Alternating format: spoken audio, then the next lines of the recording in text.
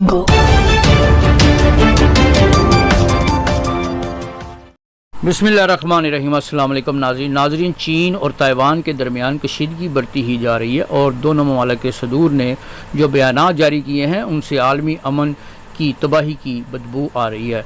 दोनों के बयानात में ज़रा सी भी लचक नहीं और दोनों का रवैया ख़तरनाक जंग का पेश खैमा साबित हो सकता है।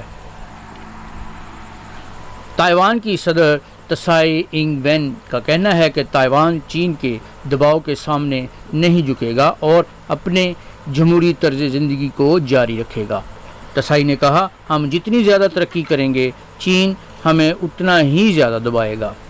ताइवान के कौमी दिन के मौके पर उनकी तकरीर चीन के सदर शी चिनपिंग के दोबारा इत्तेहाद को पूरा करने के बयान के बाद सामने आई है।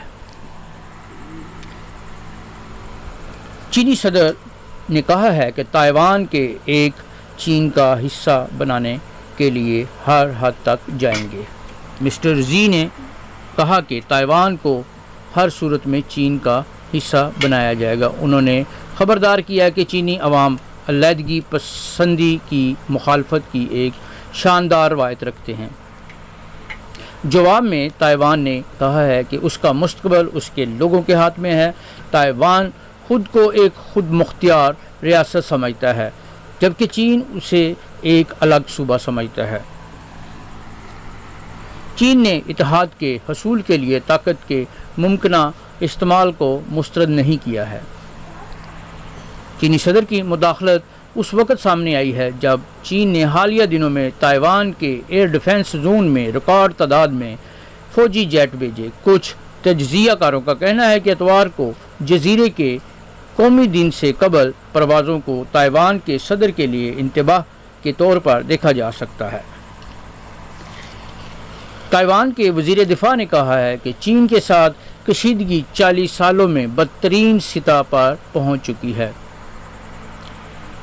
चीनी सदर का हालिया तबसरा जुलाई में ताइवान पर उनकी आखिरी बड़ी मुदाखलत से ज़्यादा मुसालहत पसंदाना है, जहां उन्होंने ताइवान की बाज़ाब्ता आज़ादी की किसी भी कोशिश का मुंह तोड़ जवाब देने का अहद किया था।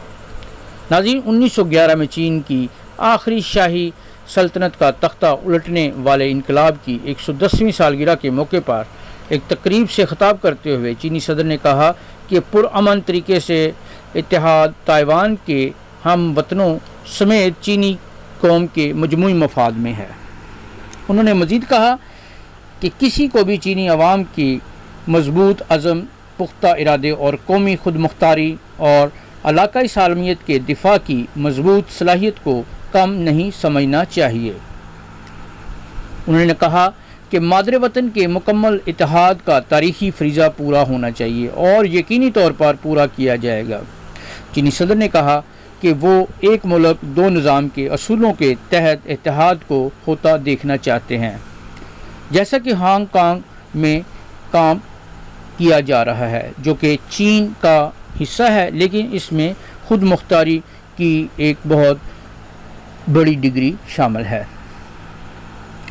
लेकिन नाज़रीन, ताइवान के सदारती दफ्तर ने कहा है कि एक मुल्क दो निज़ामों को मुस्तरद करने में राय आमा बहुत वाज़ेह है। एक अलहदा बयान में ताइवान की मेनलैंड अफेयर्स कौंसिल ने चीन पर जोर दिया है कि वो अपने दखल अंदाजी, हरासानी और तबाही के इश्तिआल अंगेज़ इक़दामात तर्क करे। चीनी सदर ने बीजिंग में तकरीर करने से कुछ देर पहले ताइवान के वज़ीर आज़म सो सांग चांग ने चीन पर कशीदगी पैदा करने का इल्ज़ाम लगाया है। नाज़रीन, चीन और ताइवान को 1940 की दिहाई में खाना जंगी के दौरान तकसीम किया गया था, लेकिन बीजिंग का इसरार है कि अगर ज़रूरत पड़ी तो जजीरे को किसी भी वक़्त ताकत के ज़रिए दोबारा हासिल कर लिया जाएगा। ताइवान का अपना आइन है, जमहूरी तौर पर मुंतखब रहनुमा और उसकी मुसल्लह अफवाज में तकरीबन 3 लाख फ़ाल फ़ौजी शामिल हैं। नाज़रीन, सिर्फ चंद ममालिक ने ही ताइवान को तस्लीम किया है। बीजिंग में बेशतर चीनी हुकूमत को तस्लीम करते हैं। अमेरिका के ताइवान के साथ कोई सरकारी ताल्लुकात नहीं हैं, लेकिन अमेरिका के एक कानून के तहत इसे जजीरे को अपने دفاع کے ذرائع فراہم کرنے کی ضرورت ہے۔